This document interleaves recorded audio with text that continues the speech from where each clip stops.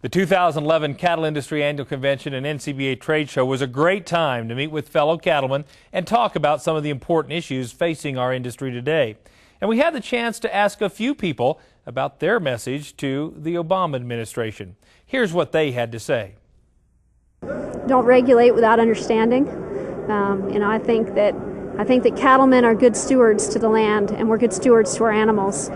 It's frustrating to me as a cattleman and as a Nebraskan to have an administration that not only doesn't trust me, but thinks that they know how to do my business better than I do.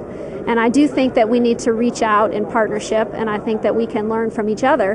But that's going to require the administration accepting our knowledge, accepting our offer to help, and wanting to work together. I would ask them to try to look at what we do and realize that we provide a valuable, critical product to this country and to the world, and that they would look at us as willing participants in doing the right things the right ways, and to remove those things that impede us from doing it, and to allow us the freedom to go out and produce the best, highest quality beef in the most sustainable way in the world. Well, probably to hire a few more cowboys and get their advice, especially on the ag issues. I mean, get more people in there from that are familiar with how things really work and get things done. We couldn't stand up here long enough for me to tell you what I really think. But the gypsum thing has got to go away. We've worked all these generations to produce more efficient cattle, and for people to be paid for the better quality cattle. And it seems like that's going to try to take it all away.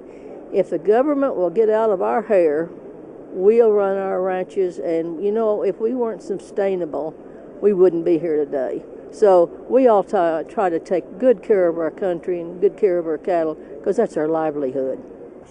I guess my one message right now would be, let's get some of those free trade agreements opened up. Let's get these accesses to these other markets going.